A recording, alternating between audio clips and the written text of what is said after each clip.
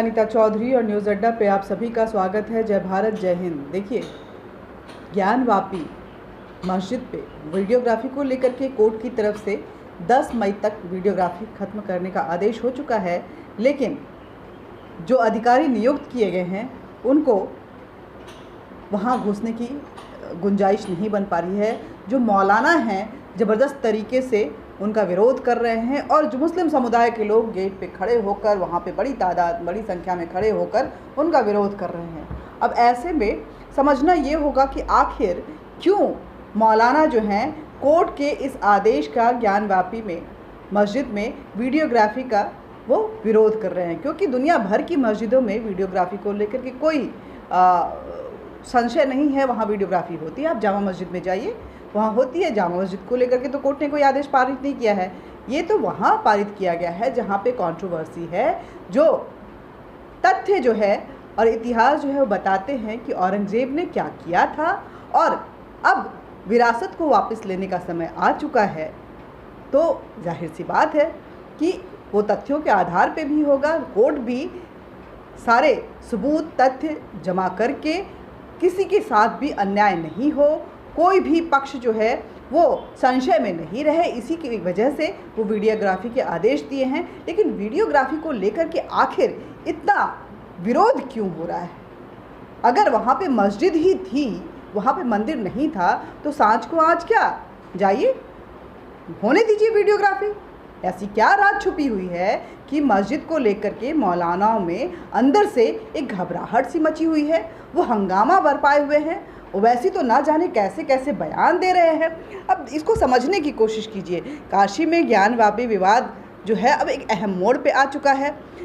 हुआ यूँ कि अदालत ने आदेश दे दिया है और ईद के बाद और 10 मई के पहले ज्ञानवापी ढांचे की वीडियोग्राफी करवाई जाए, ये आदेश पारित हो चुका है, लेकिन वहाँ पे जांच नहीं करवाई जा रही है, वीडियोग्राफी नहीं होने दिया जा रहा है। ये आदेश तो काशी के सेशन कोर्ट ने पहले भी दिया हुआ था, लेकिन मौलानाओं की डरी हुई ब्रिगेड सीधे इलाहाबाद कोर्ट भागी ताकि निचली अदालत के फैसले पर रोक लगाई जा सके। लेकिन लखनऊ कोर्ट ने भी निचली अदालत यानी काशी कोर्ट के फैसले को बरकरार रखा और उसके बाद मौलानाओं के उस पिटिशन को सीधे सिरे से नकार दिया। अब उनमें घबराहट और बढ़ गई है कि कहीं सच्चाई सामने ना आ जाए और जिस आक्रांताओं के साथ, हालांकि ये भारतीय मूल के मुसलमान हैं, लेकिन ना जाने क्यों उनको मुग़लों के साथ इतनी दिलचस्पी है, उनके साथ लगे, जबकि मुग़ल अध्याय जो है भारत के इतिहास का काला अध्याय है। वहाँ जो हुआ वो भारत के गरिमा के लिए एक ऐसा प्रश्न चिन्ह है जिसकी महिमा मंडन हम नहीं कर सकते हैं। और उस अध्याय को धीरे धीरे जिस तरह से अपनी विरासतों को वापस लेते हुए उस अध्याय को धूमिल करना बेहद ज़रूरी है, क्योंकि हमारी विरासत, भारतीय संस्कृति, भारतीय आस्था जो थी, उस पर मुग़ल के जाने के बाद भी उनका कब्ज़ा तो नहीं बरकरार रह सकता है। और ऐसे में कोर्ट के आदेश को तो मानना बेहद लाजमी है, लेकिन मौलाना इन चीज़ों को नहीं मानते, मुस्लिम समुदाय नहीं मानते। इस्लाम की अगर बात करें तो वाद विवाद का कोई स्थान ही नहीं रहता, वो संवाद करते ही नहीं है। किसी के सवाल के जवाब में मुस्लिम समुदाय, इस्लाम यही सिखाता है कि नंगी तलवार उठा लो और जिहाद कर लो। दरअसल उनका धर्म इतना अतार्किक, ये इस्लाम धर्म जो है इतना अतार्किक और कमज़ोर हो चुका है कि सुरक्षा के लिए संवाद वहाँ पे नहीं चलता है, सिर्फ तलवार और जिहाद चलता है।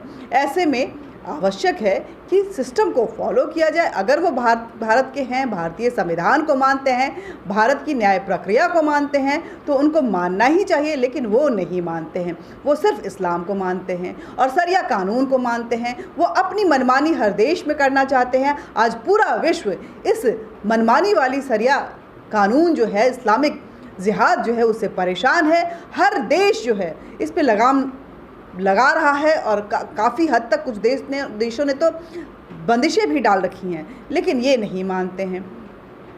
अब देखिए, उनको हमेशा ये डर सताते रहता है कि उनका मज़हब का खोखलापन सबके सामने ना कहीं आ जाए। जो दंगाई एटीट्यूड है इस्लाम के नाम पर, जिसको कि औरंगज़ेब ने बाखूबी दिखाया था, बाकी मुग़लों ने भी दिखाया था, उसको वो किसी न किसी लिपापोती करके उसको छिपाना चाहते हैं, हंगामे के नाम पे, इस्लाम के नाम पे और धर्म के नाम पे। उनकी ये रणनीति होती है कि लोगों को धमकाओ और उनको जिहाद के नाम पे इतना डराओ कि वो चुपचाप बैठ जाए। दरअसल उनकी इस उग्रता का मूल वजह उनका जो अंदर का डर है, उनकी जो इस्लाम की खोखलापन है, जो उनको कहीं भी नंगा कर सकता है, वही होता है। अब ज्ञानवापी का वो ढांचा जो पहले कभी काशी विश्वनाथ का हिस्सा हुआ करता था, जिसे औरंगज़ेब के आदेश पर ध्वस्त कर दिया गया था। औरंगज़ेब ने ना जाने हिंदुस्तान के कितने मंदिरों के साथ ये सुलूक किया था, मंदिरों को ध्वस्त करते किया, उनकी जगह पे मूल ढांचा को ढकते हुए उसने मस्जिद का एक स्ट्रक्चर खड़ा किया। उसके बाद आस्थाओं को चोट पहुंचाई, जजिया टैक्स लगाए, न जाने क्या क्या वो करता था। और लोग उसको आज तक जिंदा रखने की कोशिश कर रहे हैं, जो कट्टरवादी इस्लाम को मानते हैं। जो मुसलमान समुदाय है उसको समझना चाहिए कि औरंगज़ेब कोई महिमा मंडन की चीज़ नहीं है। औरंगज़ेब तो हमारे लिए शर्मिंदगी की चीज़ है। औरंगज़ेब हमारे लिए घृणा का पात्र है। औरंगज़ेब हमारे इतिहास के पन्नों पे कहीं नज़र भी नहीं आना चाहिए, और अगर वो नज़र आए तो उसकी काली करतूतों को अपने न्यू जनरेशन तक ज़रूर पहुंचाना चाहिए। अब जब इस्लामी समाज के गले की नई हड्डी बन चुका है ये ज्ञानवापी मंदिर और मस्जिद का जो विवाद है, मंदिर के ही स्तंभ ज्ञानवापी में लगे हुए हैं। तस्वीरों की रिकॉर्डिंग दुनिया के सामने आएगी तो मौलानाओं के साथ साथ इस्लामियों के द्वारा की गई भयंकर तोड़फोड़ और पुरातन गुंडागर्दी जो है, जो आक्रांता वाली एटीट्यूड उनकी जो थी, जो मानवीय जो आचरण होते हैं उससे बिल्कुल निचले स्तर पे गिरा हुआ था, वो दुनिया के सामने आ जाएगा, उसका खुलासा हो जाएगा। यही वजह है कि ज्ञानवापी के मौलानाओं को, ज्ञानवापी पे जो आदेश, कोर्ट का आदेश आया है, उसको लेकर मौलानाओं को डर सता रहा है। उनको लगता है कि उनकी पोल खुलने वाली है। अब इसलिए अंजुमन इंतज़ामिया मस्जिद कमेटी ने वीडियोग्राफी कराए जाने के फैसले का विरोध करते हुए न जाने कौन कौन से पैतरे वो अपना रहे हैं। अंजुमन इंतज़ामिया मस्जिद कमेटी के जॉइंट सेक्रेटरी सैयद मोहम्मद यासीन यहाँ तक कह रहे हैं कि मस्जिद के अंदर किसी भी गैर मुस्लिम का प्रवेश जो है वो नहीं करने देंगे। ये गैर इस्लामिक है। अब ये कैसे हो गया? आप देखिए जामा मस्जिद में कितने अंग्रेज जो है फ़ोटोग्राफी करते हैं, और वहाँ तो कोई गैर इस्लामिक बातें नहीं होती। ये कौन सी मस्जिद है जिस पे गैर इस्लामिक बात? हम भी कई देशों में घूम कर आए हैं, वहाँ की मस्जिदों में जाते हैं, देखते हैं कि वहाँ की स्ट्रक्चर क्या है, वहाँ की आर्किटेक्ट क्या है, और वहाँ वीडियोग्राफी भी करते हैं। तो कहाँ वहाँ पे गैर इस्लामिक बातें हो जाती हैं? वो सिर्फ सिंगार गौरी मंदिर तक ही आकर वीडियोग्राफी कर सकते हैं, मस्जिद में ना घुसे, बाहरी वीडियोग्राफी करने की बात वो कर रहे हैं। लेकिन कोर्ट का आदेश तो पूरी वीडियोग्राफी की है। अब ऐसे में अंजुमन इंतज़ामिया मस्जिद कमेटी किस तरह से अपने जिद पे अड़ेगी? क्या कोर्ट का फैसला उन पर लागू नहीं होता है? ये सारी चीज़ें देखनी होगी।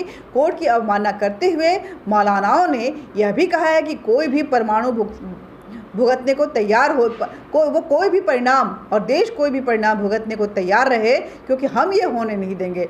अदालत कि इस फैसले को हम नहीं मानेंगे। ऐसे मौलानाओं पे अवमानना का केस तो बनता ही है।